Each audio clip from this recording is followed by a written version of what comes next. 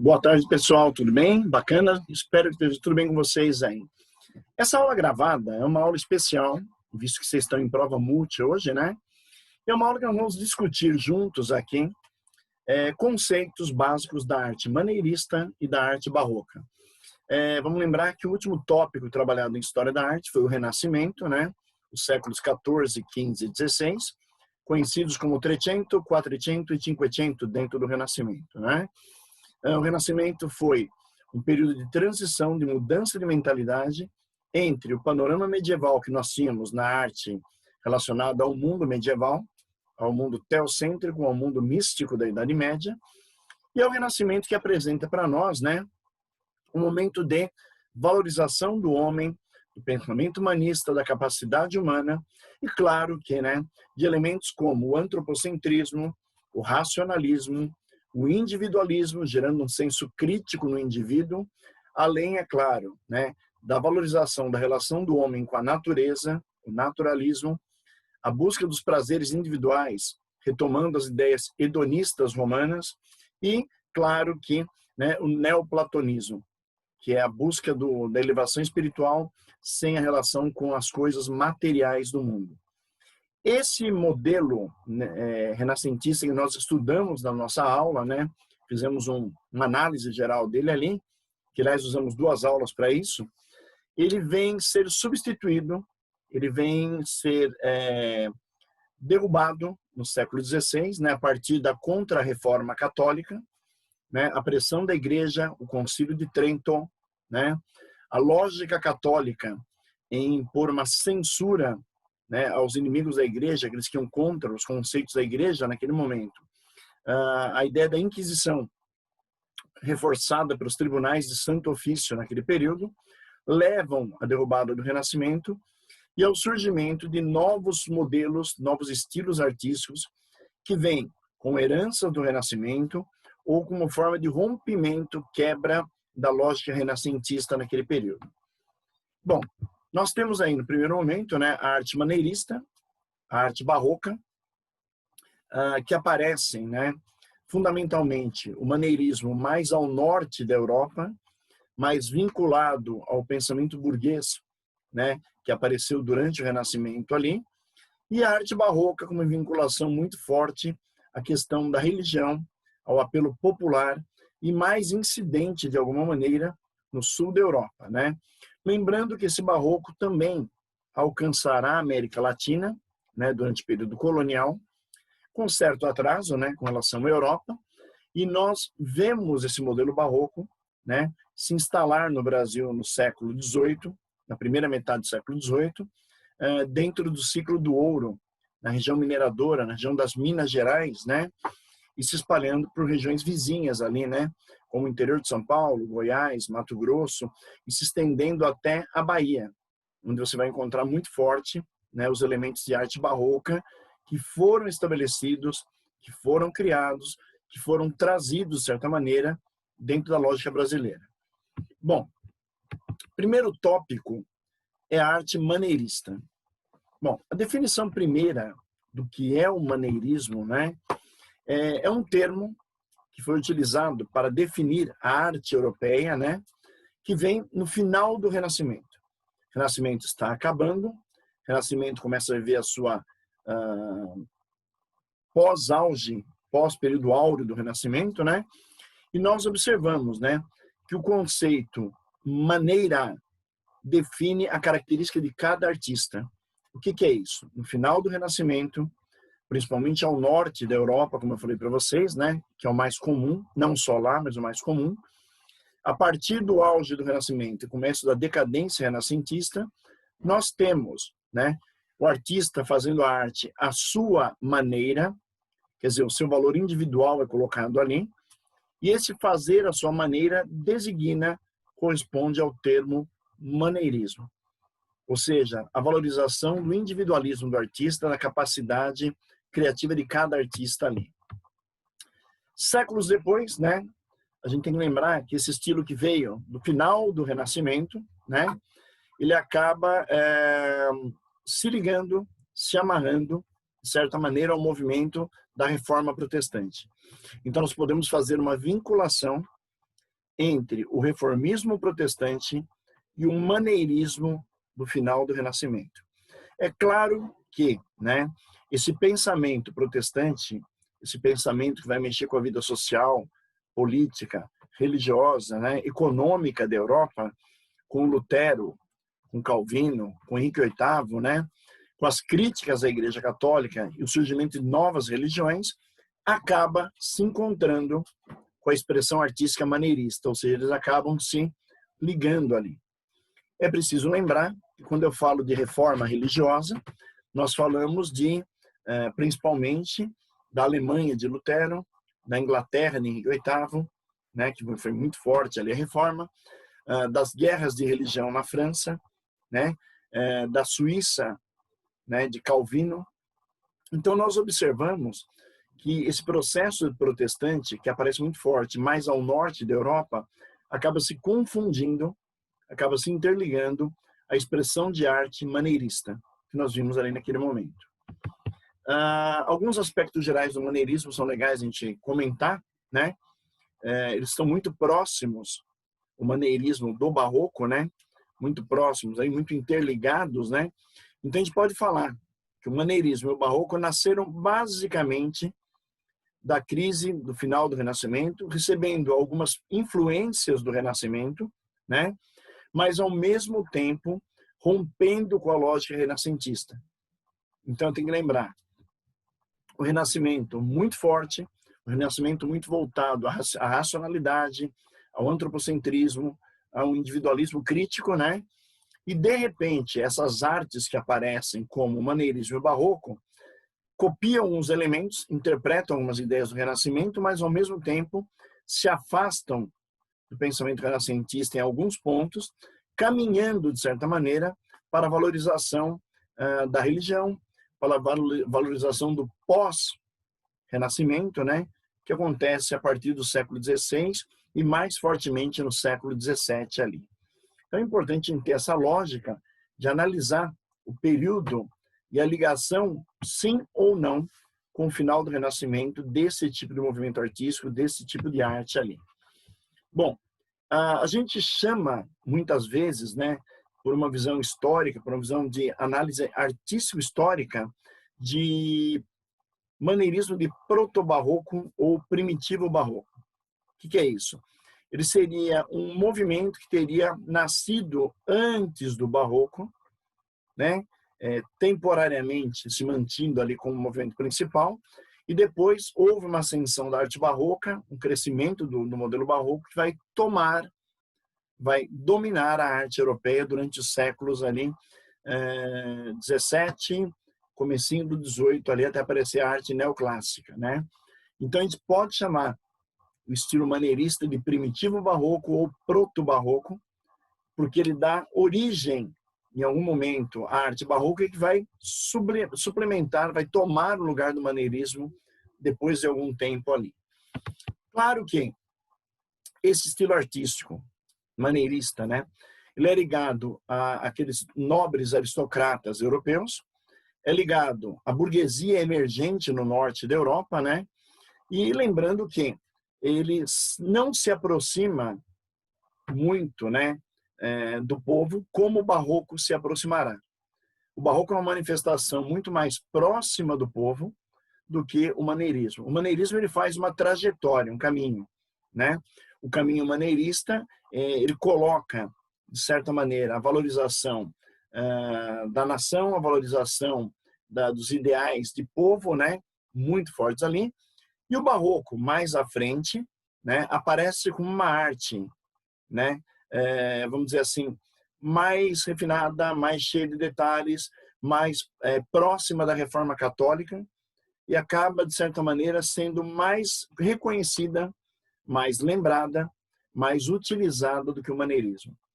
Então, a gente pode analisar que a força do barroco com relação ao maneirismo está muito ligado à questão popular, à questão religiosa, à questão da fé, né? O aproveitamento da igreja na contra-reforma, no combate ao protestantismo, da arte barroca, né?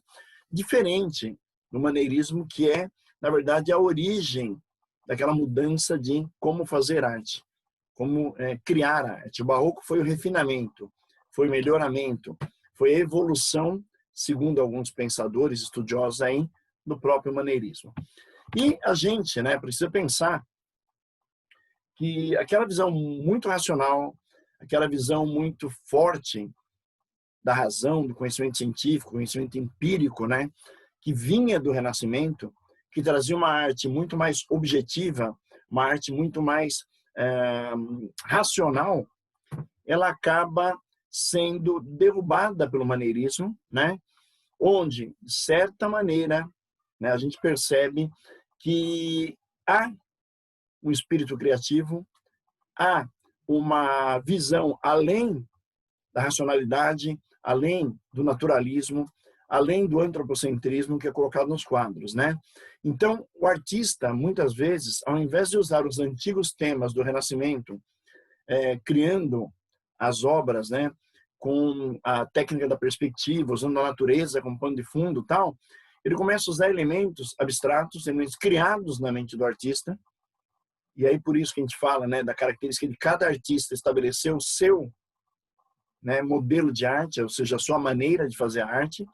E a gente vê em obras como de El Greco, que é um grande pintor dentro do maneirismo, onde ele coloca o abstrato, a deformação da obra, o alongamento de figuras, que é uma característica de fuga daquele racional, daquele objetivo, daquele pontual, como era feito no antigo Renascimento, né?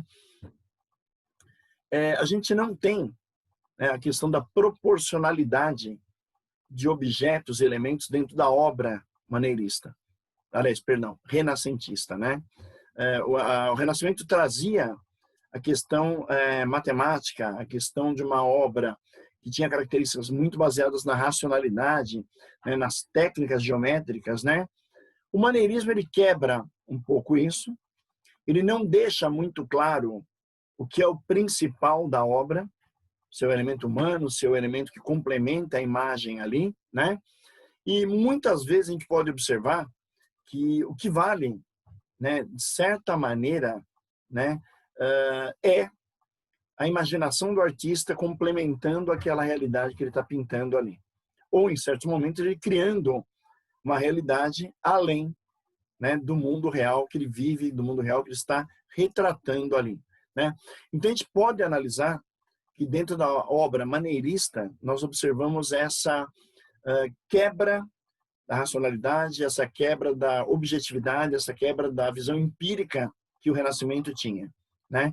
Então, nós precisamos aqui, dentro do modelo maneirista, colocar o como o artista vê, como o artista faz sua crítica à visão de mundo e como é que ele analisa, né, essa perspectiva do homem dentro da obra, se ele é tão importante quanto a abstração que está ali, se ele é tão importante quanto os elementos que ele cria e coloca dentro do processo criativo dele ali. Bom, o barroco, que é, segundo alguns, a evolução do maneirismo, ou seja, o maneirismo era um primitivo barroco, o maneirismo era um proto-barroco, e o barroco é a evolução, né? Ele aparece, como nós dissemos agora há pouco, no final do Renascimento também, né? A gente observa que os maneiristas continuavam a pintar de uma maneira, né? E de certa maneira era colocado por muitos ali. Era uma arte fria, né? Era uma arte intelectualista, onde o artista estava ali trabalhando as suas ideias, as suas mentalidades, as suas concepções de mundo, né? E colocar, né, dentro do Renascimento, do Barroco agora, uma arte que tenha um sentimento emocional, uma arte que tenha uma sensualidade, mas não a sensualidade do nu, mas a sensualidade da sensibilidade da obra, né? E que uma obra que não seja local, que não seja uma obra feita para uma região, para um povo, né? Uma obra que tenha um caráter mais universal. O maneirismo tinha uma característica muito nacionalista, de valorizar a nação, né? O aspecto local. O barroco ele ganha uma arte mais aberta, que atende o mundo. É uma arte mais feita para o mundo e não para o local. Mais ampla a visão do barroco ali. E nós temos, né, esse barroco, de certa maneira, que vai atingir a massa, o povo, né? Ao contrário do maneirismo, que era de uma aristocracia, de uma burguesia europeia ali. A hora que nós vemos obras, por exemplo, de Caravaggio, né? E Carracci, né? Que representam, né, essa visão mais de retratar o povo, retratar a massa, retratar as pessoas comuns, né, dentro da sua realidade ali. O que é mais importante, se a gente for pensar em questões de modelo cultural? O maneirismo, ele evolui, ele fica na mão da aristocracia e burguesia e, de repente, ele começa a ser suplantado, né, pelas obras do Renascimento, né, que acabavam, de certa maneira, trazendo mais emoção, mais sentimento, mais expressão e tinha uma amplitude maior de atingir uma massa populacional, diferente do maneirismo que estava muito preso a uma elite. Então, a gente consegue visualizar, né, numa obra barroca, o aspecto emocional, o aspecto religioso, o aspecto popular. E numa obra maneirista, uma questão mais da nação, uma questão mais da elite, uma questão mais do individualismo, né, da maneira como o artista concebeu aquilo ali, né, individualmente, colocando suas ideias. Bom, a gente leva a pensar que a gente pode fazer uma ligação, uma ponte muito forte entre o barroco e a contra-reforma católica. Ou seja, enquanto o maneirismo incorpora elementos da reforma protestante, norte da Europa, né, na Alemanha, Inglaterra, Suíça e outras regiões que vão ser tomadas pela reforma, como a própria França em determinado momento, né, o barroco ele se estabelece, como eu falei, mais ao sul da Europa, muito forte ligado à ideia da reforma católica, ou contra a reforma católica, né, que é o combate ao protestantismo. Combater o modelo protestante, combater o que? O crescimento do protestantismo na Europa, né? Então, o que acaba acontecendo? De certa maneira, o barroco se encaixa na perspectiva da arte que vai atender ao absolutismo, né? Que é o poder dos reis, o poder das monarquias nacionais que aparecem na transição da Idade Média para a Idade Moderna, atender à reforma cristã europeia, ou seja, a reforma católica europeia, contra o protestantismo, e é um período conturbado, por quê? Porque é um período de transição, onde nós temos o fim do Renascimento, né, século XVI, e lá no século XVIII nós temos a volta do pensamento clássico, que é o iluminismo, né, que é o neoclássico, que nós chamamos ali. Entre o classicismo renascentista e o neoclássico iluminista, nós temos a expressão de arte maneirista, barroca e, na próxima aula nossa, a rococó, que é uma arte vinculada à nobreza francesa e criada como a evolução do barroco, né? Uma arte que vem posterior ao barroco, que mostra um barroco mais refinado, mais rico, mais nobre, atendendo a nobreza francesa ali. E a ideia da igreja em convocar o Concílio de Trento, onde vão ser determinadas as ideias da Contra-Reforma, é onde nós vimos surgir dentro do Concílio de Trento o Index Librorum Prohibitorum, que era o índice de livros proibidos pela igreja. Esse index, esse índice de livros proibidos, ele vai ser usado para censurar as ideias que vão contra a fé cristã católica. Ao mesmo tempo, né, nós temos o fortalecimento do Santo Ofício, que são os tribunais de inquisição. Esses tribunais de inquisição começam a perseguir aqueles que se colocam contra a igreja, e na luta de religião entre a igreja católica e a igreja protestante, sobrou para o Renascimento. O Renascimento acabou sendo perseguido, o Renascimento acabou sendo censurado, o Renascimento acabou sendo derrubado, né, por uma pressão muito grande da fé, da religião, né, do catolicismo na Contra-Reforma, e, de certa maneira, essa derrubada do Renascimento, essa fragilização da arte da cultura renascentista, leva a Europa, né, a caminhar em direção ao maneirismo, ao barroco, que nós estamos analisando, e daqui a pouco ao rococó francês. que é uma arte bastante interessante também, que estará, como eu falei, na próxima aula nossa ali. As ideias do Concílio de Trento, combatendo o protestantismo, combatendo os inimigos da igreja, acabaram proibindo algumas manifestações que apareciam dentro da obra de arte, da arte de modo geral. Aqui a gente vê a proibição do nu, né? A proibição de cenas que pudessem se mostrar como cenas profanas, ou ser nos lugares santos, ou seja, cenas que dessem um caráter mundano, né? Muito ligado ao homem e não à religião, né? De certa maneira, mesmo quando a cena representasse um personagem bíblico, né, que teoricamente apareceria nu na Bíblia, não poderia ser colocado ou deveria ser consultada a igreja antes de fazer a obra. Então é necessário planejar, pensar como é que ele seria concebido para não criar um choque, que era o que a igreja não queria. Então a gente vê, de certa maneira, a arte barroca como uma arte que vai proteger a fé cristã e, de certa maneira, será controlada e muitas vezes corrompida pela própria religião católica, né? Então, é uma arte muito interessante. O termo barroco é um termo francês pejorativo. Por quê? Porque a França, que nós vamos ver depois com o rococó, que é uma arte exuberante, uma arte da nobreza, uma arte de ostentação, ela olha para o barroco, ela analisa a arte barroca como uma arte decadente, com uma arte que não cabia, não se encaixava, né, dentro daquele modelo que a França vai instituir depois, durante o absolutismo francês, né? Então, é uma arte, segundo o francês, decadente, extravagante, pomposa, exuberante, mas que lembra uma arte ultrapassada, uma arte que não tem mais o valor e, de repente, o rococó, perdão, vai trazer os franceses ali. E por isso o termo barroco é apresentado ali. A palavra barroco em si, ela foi usada lá no século XVII, né, para desdenhar da arte que foi feita naquele período, né?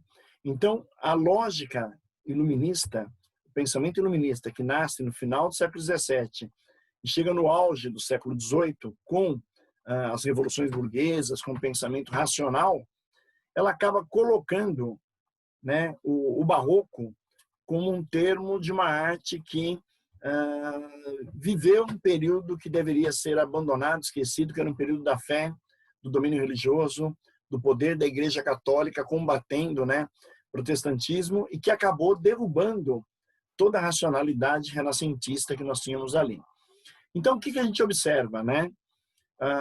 Que o barroco era considerado no século XVIII pelos iluministas, né, como uma arte feia, como uma arte que tinha caráteres de irregularidade, como uma arte, de certa maneira, né, que era atrofiada nas suas formas, né, como uma arte que, basicamente, né, era algo muito rebuscado, muito exagerado, muito cheio de detalhes, que acabava tornando-a não tão esteticamente agradável para o padrão racional do século XVIII e não esteticamente bonita, né, bela, para quem analisava a arte que existia, o retorno da cultura clássica lá no século XVIII. Por isso que o barroco ele é marginalizado, ele é visto como uma arte de exagero, né? O exagero que deveria trazer o belo, muitas vezes seria um exagero que traria, né, algo não tão bonito ali. É lógico que no século XX, quando nós entrarmos no século XX, né, e formos estudar a arte barroca, nós vamos valorizar essa arte barroca muito. Por quê?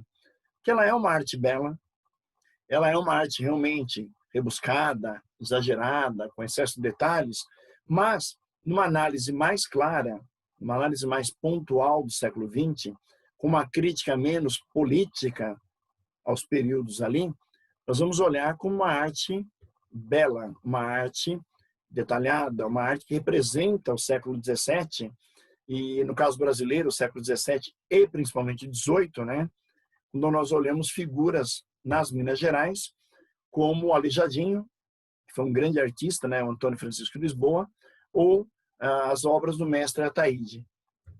que nos trazem a ideia de uma arte extremamente bela, ligada à fé, ligada a esse aspecto mais popular, mas muito bela, né? Que traz, na verdade, a emoção do sofrimento, a emoção da dor, o aspecto, né, na fisionomia das estátuas que lembram o momento que elas viviam ali. Isso traz para nós uma coisa muito bacana, coisa que o maneirismo em si não trazia, coisa que a arte mais racional também não conseguia trazer em alguns momentos ali, né? Bom, características do barroco, né? A gente tem a questão do contraste do fundo escuro e da frente mais iluminada das obras do barroco. Nós temos a ideia dos olhos extremamente, né, focados no observador. É como se você andasse e aquele olhar da obra te acompanhasse enquanto você anda olhando para a obra ali, né, esse foco, né, do olho no observador é muito forte, né? A pintura e a escultura nunca colocam a estátua olhando fora daquele que está a vendo ali, que está observando ela ali, né? Ela contém, de certa maneira, né, uma abertura de caminhos onde a pessoa que vê a obra barroca, ela passa a ter sentimentos sobre o que está sendo retratado, sentimentos sobre o que está sendo desenhado ou esculpido ali, né? Então a gente acaba analisando, né, que esse barroco ele traz uma lógica muito interessante, né, em que eu acabo comparando o meu mundo exterior com aquilo que está na obra. E muitas vezes o barroco acabou sendo usado por essa força que ele tem como meio de catequese, né? Como é que você ensinava a religião, como é que você catequizava alguém? Através da arte, né? Pegar uma pessoa aqui no Brasil, século XVIII, lá nas Minas Gerais, que era analfabeta, que não sabia ler e escrever, que não dominava o conhecimento da leitura bíblica, e levar para uma igreja barroca era uma aula, era uma catequese, era um ensino da religião a partir do que da imagem e do sentimento transmitindo pelas imagens ali. Na arquitetura foi muito forte a construção de igrejas, não deixando de lado, claro, né, a questão dos palácios, né, castelos que receberam influência barroca no século XVII ali. Uma característica comum, as igrejas principalmente, eram as colunas retorcidas, né, que acabavam não sendo colunas retas, mas todas trabalhadas, tendo uma coisa muito retorcida ali. Uma simetria não perfeita. Muitas vezes a gente percebia que um lado da igreja, a decoração de um lado, a estatuária de um lado e o outro acabavam tornando a simetria da construção um pouco diferente, né? Às vezes a gente pensa em prédio, né, em arquitetura, o prédio em si, ele até tinha características simétricas, mas o elemento escultural, o elemento de decoração, o elemento de informação, né, da arte colocada ali dentro, trazia uma simetria não muito correta, não muito igual ali, né? Há uma saída das linhas da arte clássica, a gente quebra com aquele modelo clássico, né, da estética, da beleza, da simplicidade da arte clássica ali, né? E nós observamos, né, o trabalhado muito exagerado, as grandes portas emolduradas, né, com molduras que eram desenhadas, eram ornamentadas de uma forma muito forte, né? E as famosas ombreiras que cobriam as portas e janelas da igreja, né? Então a gente percebe que ela ganha aquilo que a pintura também tinha, que é o exagero, que é o excesso, né? Que é a informação sobre informação. E um detalhe, a não perfeição, a não estética do perfeito, como era do mundo racional, do mundo renascentista, do mundo clássico, que a gente tinha até então, até aquele momento do século XVI. Os vãos entre, né, as áreas de iluminação da igreja levam a entrada da luz, criando ambientes onde o claro e o escuro se misturam, né? Existem, né, a questão da decoração exageradamente colocada na igreja, os tetos todos quadriculados por retábulos, né, que é o quadriculamento com madeiras feito no teto, onde eram pintadas alegorias lembrando o céu, lembrando anjos, lembrando a imagem sacra, a imagem de Deus, né? E claro que, né, nós tínhamos a complexidade, né, e a riqueza, né, naquele momento do século XVII, do ouro, né, aquela riqueza do folheamento de paredes, folheamento de objetos, folheamento de áreas da igreja com ouro. Ouro que foi levado da Europa, perdão, da América para a Europa, e no nosso caso brasileiro, o ouro que era tirado na própria região das Minas Gerais. Isso acabou levando a uma decoração muito rica, né, muito bem elaborada, que com o passar dos anos, séculos, na verdade, né, essa decoração muitas vezes foi saqueada, foi roubada das igrejas, né? A gente sabe que as igrejas aqui no Brasil que tiveram influência barroca, em determinado momento tiveram seus objetos saqueados, tiveram suas paredes folheadas a ouro raspadas e esse folheamento levado embora.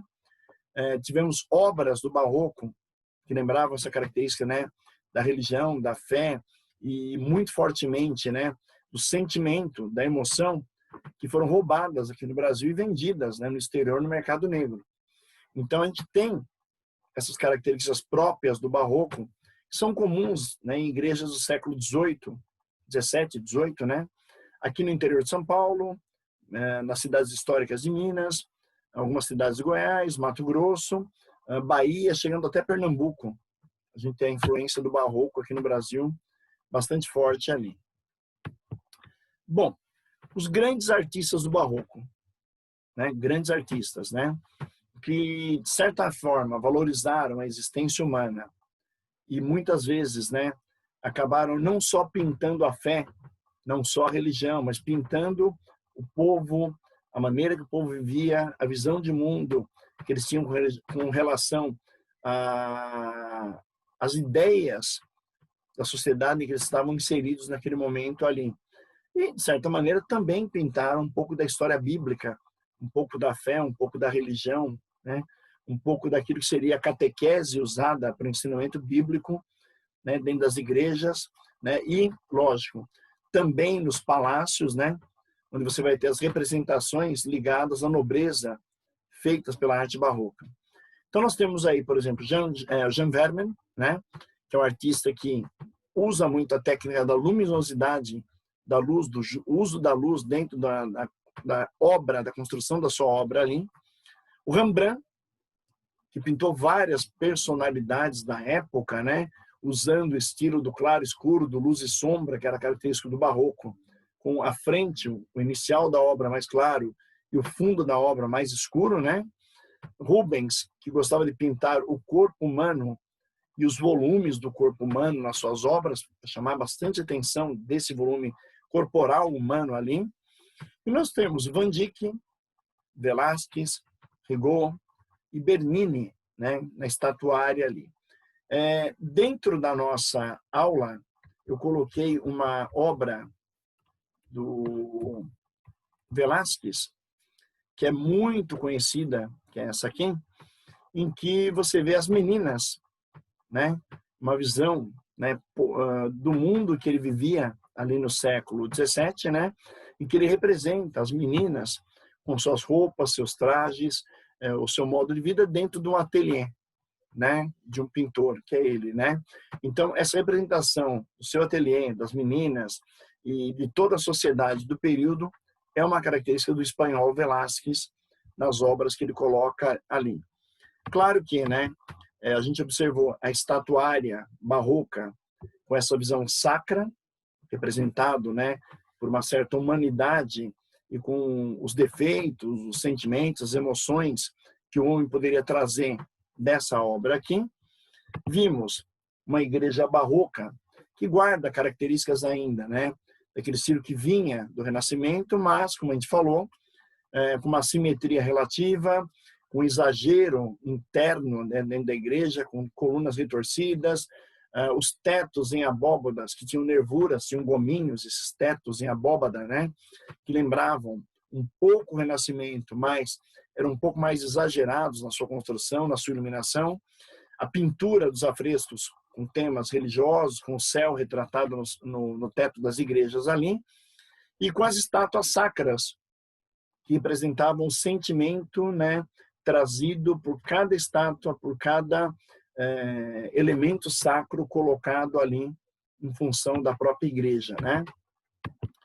Aqui nós temos, né, essa ideia do Bernini, as estátuas que tinham essa característica de mostrar, né, a realidade do homem e trazer uma visão religiosa incorporada pela carne, pelo osso, pela complexidade humana ali. Galera, o barroco ele vai permanecer na Europa muito forte até o século XVII. Ele vai ser substituído, né, vai ser, vamos dizer assim, tomado pela evolução da arte neoclássica, que é uma volta novamente da cultura clássica no século XVIII, graças ao pensamento iluminista.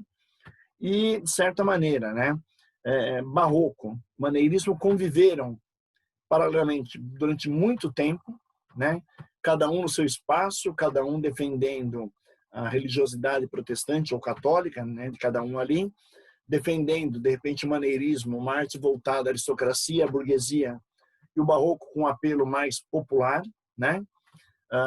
O maneirismo defendendo o nacionalismo, o barroco uma arte mais ampla, fora do aspecto da nação, mas uma arte mais dimensionada para o mundo, né? Para uma visão mais aberta, onde qualquer lugar do mundo você apreciaria aquela obra ali.